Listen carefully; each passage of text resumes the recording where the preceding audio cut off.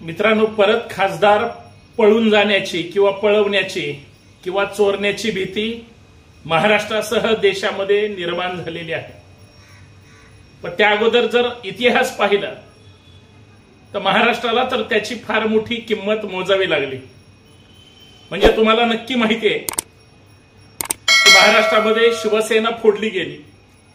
उद्धव ठाकरे साहेबांचे 40 आमदार कसे सत्ता पाडून पळवले आणि ते कुणी पळवले, कशा पद्धतीने पळवले, उभ्या महाराष्ट्राला आणि देशाला माहिती आहे. आणि याची चर्चा तर जगभर सुद्धा झाली.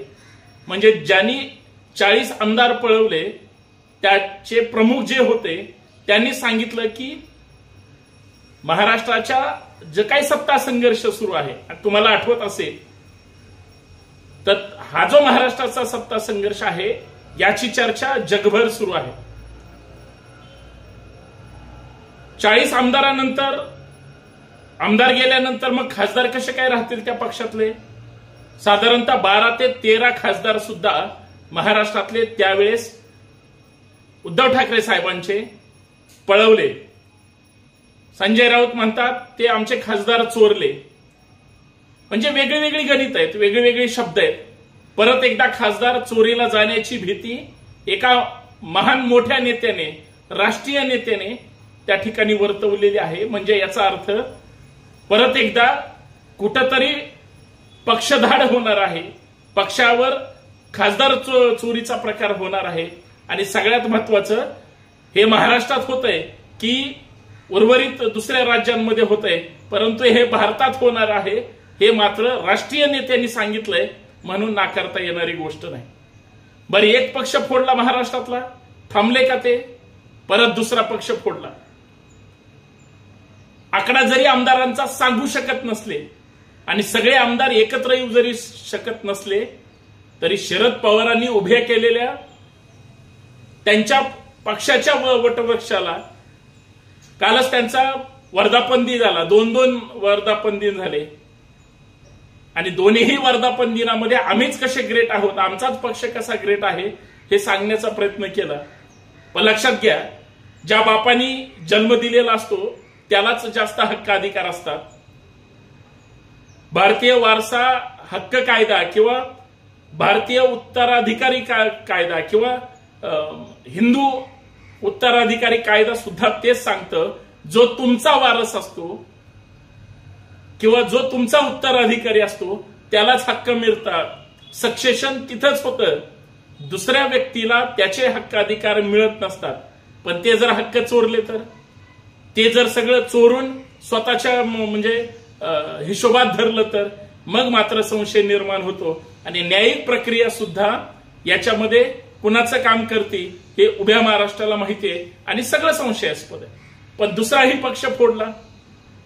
जे काल वक्तव्य या देशामध्ये घडलेलं आहे किंवा बोललं गेलेलं आहे की जेवढे काही खासदार आहेत त्याच्यापेक्षा येणाऱ्या अधिवेशनामध्ये खासदार वाढतील. याचा अर्थ परत निवडणुका होणार आहेत का? नाही. परत त्या ठिकाणी खासदार निवडले जाणार आहेत का? नाही. तर कुणाच्या तरी खासदारावर डोळा आहे, कुणाच्या तरी पक्षावर डोळा आहे.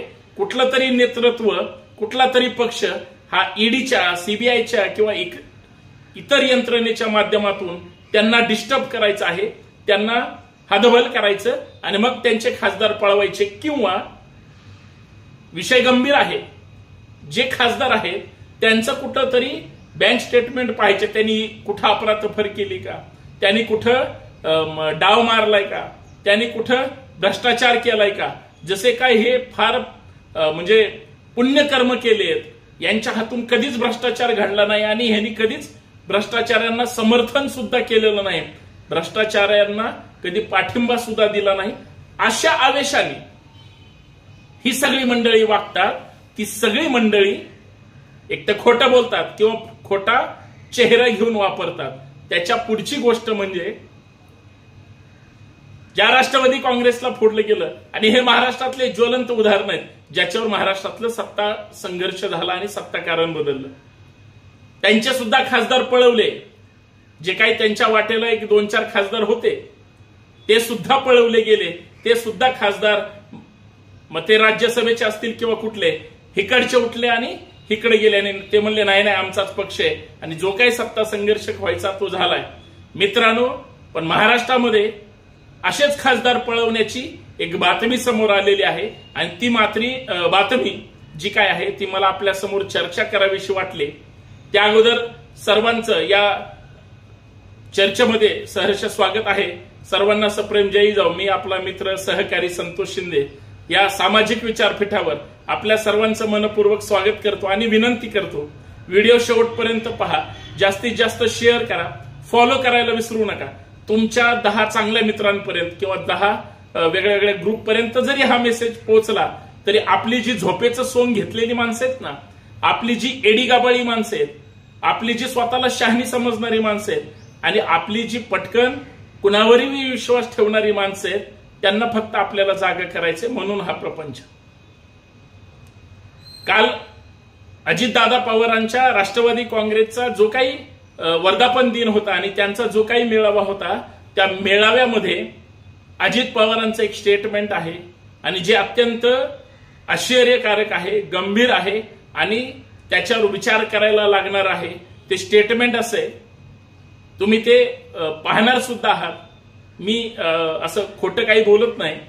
ते स्टेटमेंट असं सांगतं, जाहीर कार्यक्रमामध्ये ते बोललेले आहेत की भाजपचे 240 आणि इंडिया आघाडीचे मिळून जे काही अजून 40, 42, 43 खासदार म्हणजे एकूण 283 खासदार जे काही झालेले आहेत, जे खासदार तुम्हाला जरी कमी वाटत असले, 400 पारच्या जे गप्पा मारत होते त्याच्यामध्ये कदाचित अजून वाढ होईल. आणि त्यांनी असं सांगितलंय,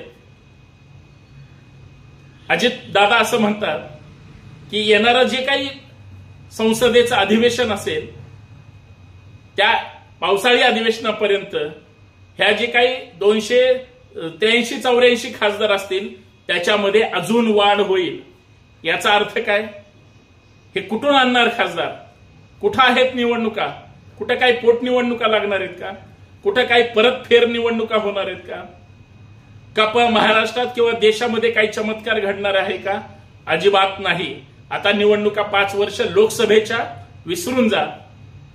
त्या वाक्याचा अर्थ असा होतो, त्या वाक्याचा संदर्भ असा आहे की काही पक्षातले खासदार हे पळवले जातील, काही पक्षातले खासदार हे चोरले जातील, त्याला शब्द वेगळे असतील, त्याला घटनात्मक चौकटीमध्ये बसवण्यासाठी आमचा बाहेरून पाठिंबा आहे असं म्हणतील किंवा आम्ही आमच्या मूळच पक्षासोबत आहोत, आम्ही फक्त यांना मतदान करणार आहोत, अशा वेगळ्या वेगळ्या शाब्दिक वल्गना करून कदाचित देशाची दिशाभूल होईल आणि देशभरातले महाराष्ट्रासहित बरं का खासदार जपून ठेवा,